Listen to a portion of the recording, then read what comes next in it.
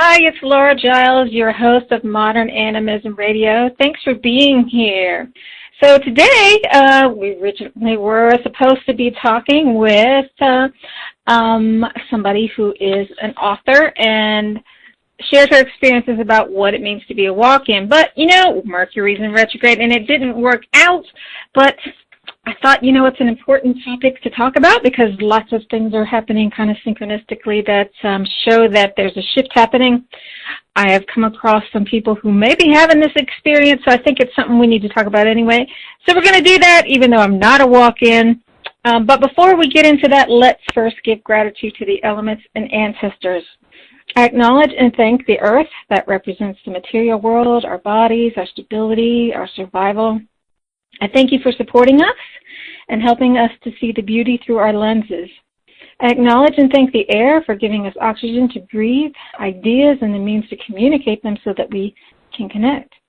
And I thank you for helping us to be impartial, non-judgmental, and mindful. And I ask that you take it easy on us. It's Mercury in retrograde, and I'm having a lot of problems communicating with people lately. Hope that you're not. I acknowledge and thank fire for power, life, warmth, and reminding us of the need to be responsible. I thank you for the desire to create, connect, live, and participate in the beauty that is life. I acknowledge and thank water for life, purification, and the reminder to be flexible, flow, and feel. I acknowledge and thank the ancestors from all the realms for all that you do that's seen and unseen. You're a reminder to do good deeds and share the love.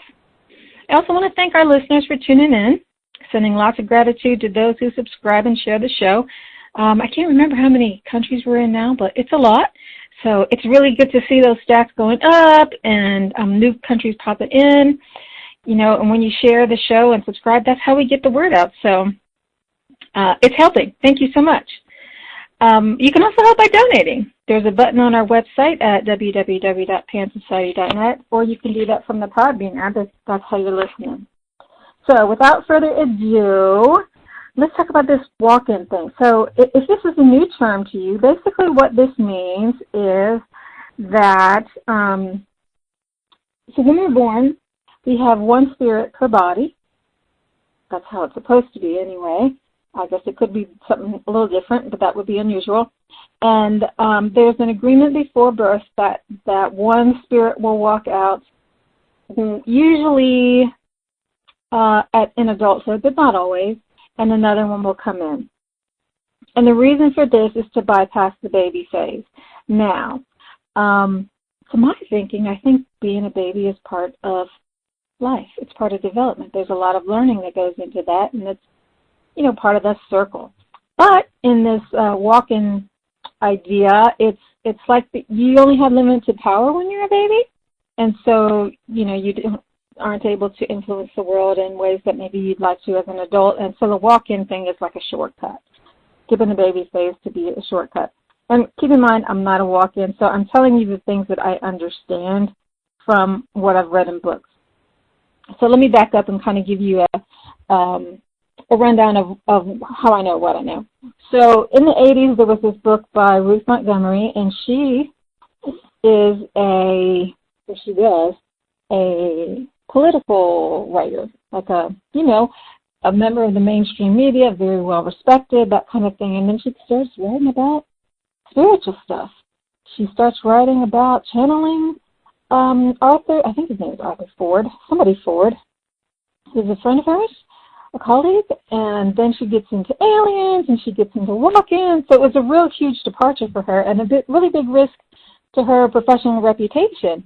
And this was the first time I ever heard of walk-ins, and it really hasn't been all that popular a topic because, as I was looking for somebody to talk about it, the guest that we were supposed to have today was the only person that I found. And what happened was she said that pretty much all of her podcast interviews said the same thing. She's working on a new book, new materials coming in. She wants to wait and share it, have something new to say, which I totally get. So you can see that there are new things developing, and I'm seeing that too. So I work as a trauma therapist. People come in with all kinds of stories. Lots of them are typical, abuse, stress, that kind of stuff.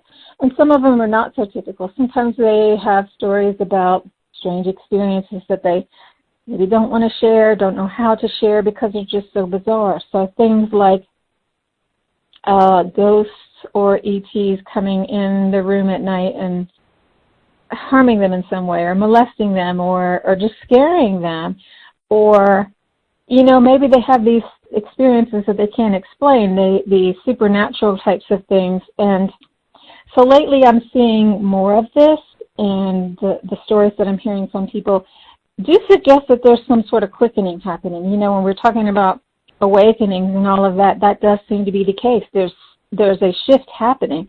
I'm not one to get on the bandwagon. I'm pretty skeptical, even though I'm open-minded. But what I'm seeing in people really does suggest that this is happening. Brainwave states are different. Dreams are different. If you do any sort of journaling or mandala work or any kind of introspection, you'll see that the consciousness is changing. And so I wanted to bring this topic of walk-ins up in case this is happening to you and you're not really sure what's going on. So there are different types of walk-ins, and this is our guest who is not our guest perspective, because I originally didn't hear about this from Ruth Montgomery, but it could be like a fragment, which seems to be something like the original soul doesn't leave. Like there's a piece of you that is part of, like two souls in one body, I guess is the way to describe it. So you have the original personality plus, I don't know if the walk-ins are people or if they're aliens or what the spirit is, but usually it's, maybe not usually, always, I guess, it's some energy with a higher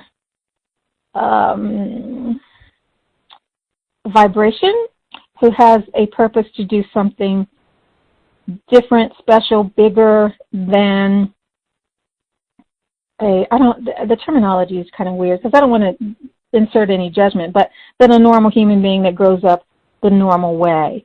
So the fragment can be kind of that. There's the companion ones that also seem like there's a sharing of the body. So originally I said that there's an agreement before life that this is going to take place, and that's not always the case, because sometimes it's that it becomes an opportunity. So let's say that I'm suicidal, I can't do it anymore, and I'm ready to check out. Or let's say that it's a disease and I'm ready to check out, so it's not suicide. Or it's just I'm just in such despair, and I'm not really contemplating suicide, but I just don't want to do it anymore. So that becomes an opportunity for a vehicle, your body, to be used by someone else who has a mission here. And what happens is that those two souls swap places. And originally, so it's often with a near-death experience or something really definitive is on this day, boom, something changed and I was not the same person again. But not always. So I was reading, in research for this interview, I was reading some people online's accounts. So kind of sidebar. This is kind of a uncommon thing, but if you search for it online, you'll see that it's not uncommon because they have groups for this thing. They have people who post about it. So if this kind of sounds intriguing to you, if this sounds like it might be you, you can find out more about it. It's not that underground. So back to the story. So I stumbled upon this woman's account of it, and hers was not like that. It was more of a gradual thing.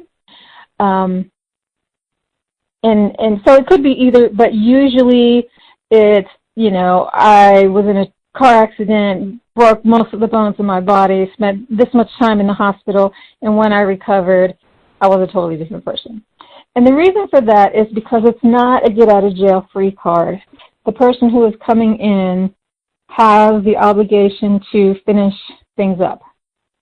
So if the original personality had debt, you got to, fix that. if they had some interpersonal stuff, then you're still left with the burden of fixing that. And only when that is done can they go on and do their whatever work that they came here to do.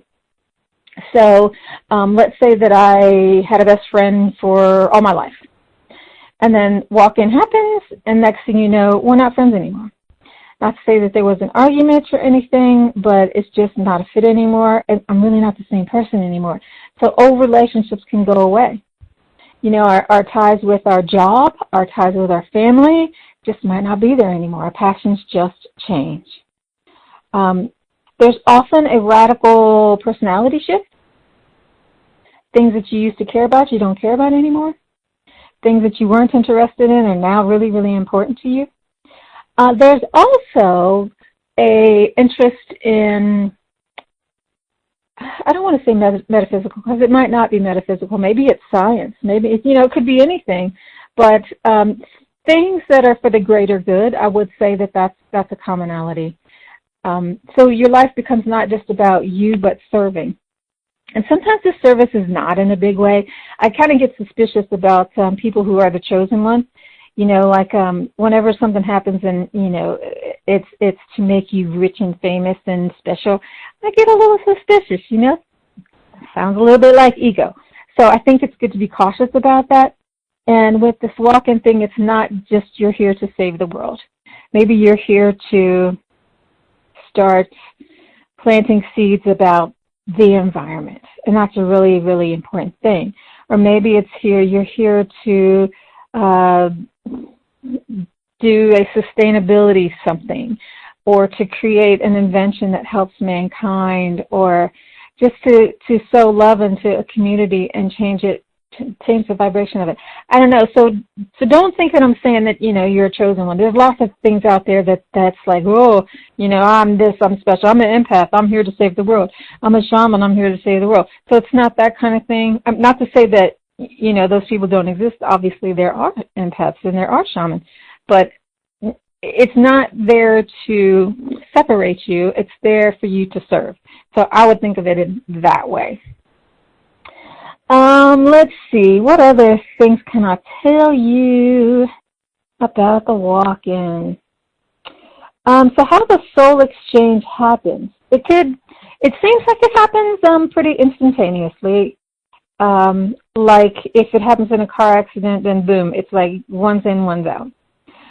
It could happen gradually where the souls kind of get to know each other. Usually this, in the stories that I've heard, and this type of thing, it's where there is no impact and everything is different. It's kind of like a gradual thing. So like the soul that's coming in kind of lingers, gets to know the person, gets to know the light. It's like it's a decision that's being made, not something that was made beforehand. And then they kind of just gently merge. There might be a dream that you remember about it, a death dream, a vision, like one walking in, the other one walking out. It could be like I don't know. I think if this happened to you, you would kind of be like, bing, bing, bing, bing, bing, and you'd be like, oh my God, I don't know what you're talking about, but I think this is what you're talking about, kind of thing. Because when I heard it recently, immediately I was like, oh, have you heard of walk-ins? Because that's exactly what it sounded like. So I think it'll ping for you if it's meant to be you. So the adjustment period after this is typically pretty rough, especially in cases where there's the catalyst for the walking out is something painful, like a divorce or a car accident or some kind of physical injury, a disease. Because you do have to heal the body and heal the mind. And it's like when people talk about awakenings. Usually it's not a story where all of a sudden, the light came down and my world was just beautiful. Usually there's a transition period that it's really ugly and you don't know what's going on. You don't know which way is up, and there's just so much confusion. And it usually takes a while. It's not like a week. It might not be a month. It could be like a year or several years. Years of where you're thinking that you're going crazy. And that's another reason why I'm talking about it, because I think we need to talk about these things. It's so easy to dismiss stuff, because it doesn't sound logical, but we have to remember that the other half of logic is illogic. It's a blend of the masculine and feminine, the yin and the yang. So a whole lot of things that we don't understand could be true. Not saying that it is true, but it's at least worth checking out. So what happens to the soul that leaves? Then it just passes on the way that it would as if it died, because it's left the body now. It's left the physical sphere. It's going to go into the light and continue on with its journey. So the soul's not destroyed or anything like that. Nothing bad happens. It's going on a different journey.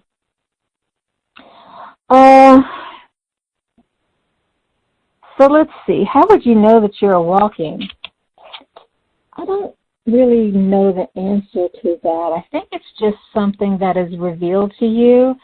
And talking about it to the two people recently who have crossed my path, that this seems to be their story, there was just a sense of knowing about it. It was just a sense of, oh my God, that's a story that makes sense for me. This clicks, this clicks, this clicks. So I don't know that it's a checkbox thing. It says, if you have these 5 symptoms, you're a walk-in. I don't think you can really do that, because I don't know, there's lots of other things that could be going on. Maybe you've got brain damage, or amnesia. I don't know. But I think if it sounds like, ooh, this is a possibility, do some checking around the internet. Everything's on the internet. Go to one of these groups that talk about it and talk about other people. See what their experiences are.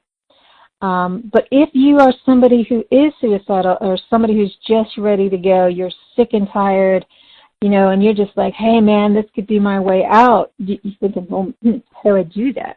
I think we can always renegotiate our contract. So what you can do is just talk to your guide, talk to your higher self, reach out to spirit and say, hey, this is what I want to do. I'm tired. Maybe ask for some counsel on it. And then see if there's somebody who's willing to use your vessel and finish up the stuff with other people that's left here to do. I believe that, why can't you do that? I think that would be preferable to suicide.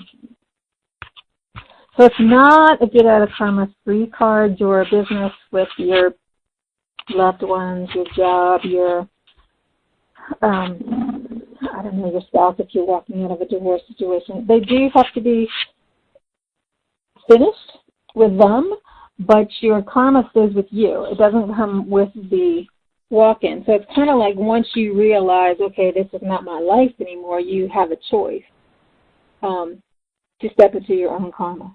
And it may take a while, because if you're closed-minded and you don't have anybody to tell you these things, it's not even a reality or a suggestion for you, you might not even know, have a suggestion for, I'm a totally different person. Other than that, you feel like a different person. But I think, hearing about this idea gives you permission to be that other person, to embrace that other identity.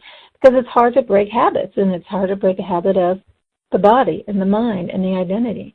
So this is a way that maybe gives you permission to get on with your new mission.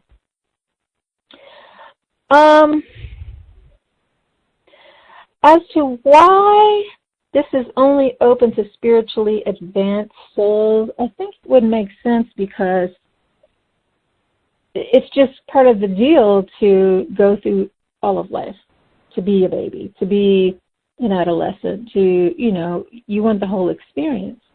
And there's opportunities in all of that. So if you bypass it, then you're kind of shortcutting the line, and it's just not fair.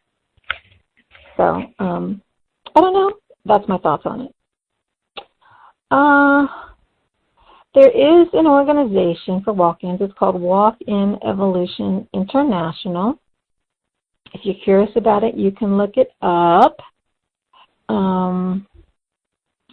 There's a whole bunch of questions on here that I had for our guests that really somebody else needs to answer. So if you think that this is your situation, I would go there, WalkIn Evolution International, and just start talking to people. There are other groups too, but this is the place that I would start.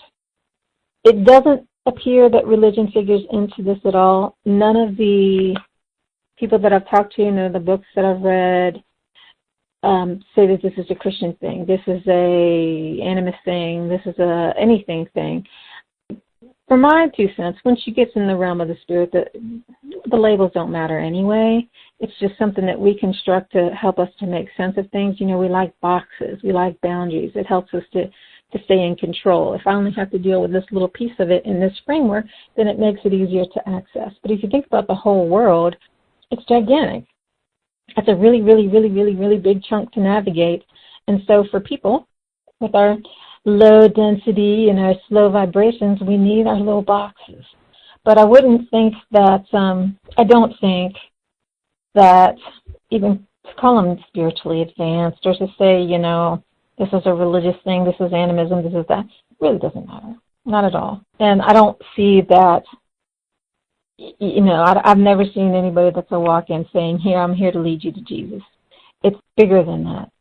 And sometimes it's simpler than that. It's about love, and that can seem like it's not a big thing. It's a huge thing.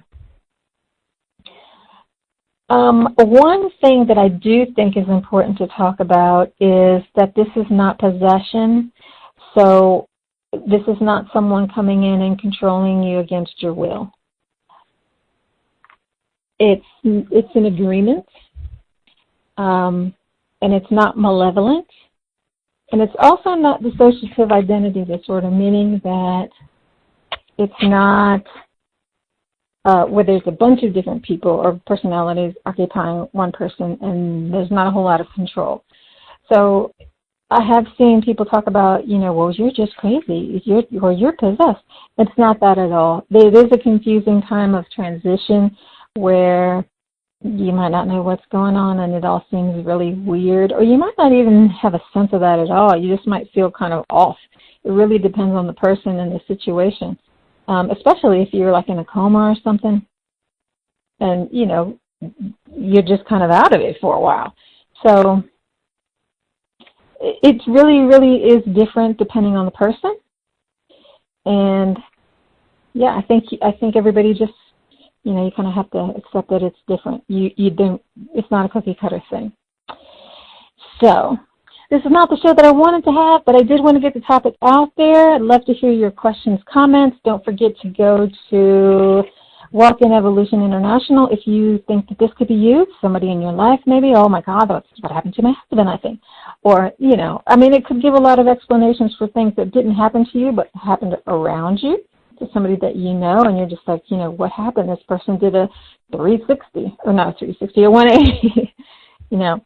So, like I did say, there is something going on out there.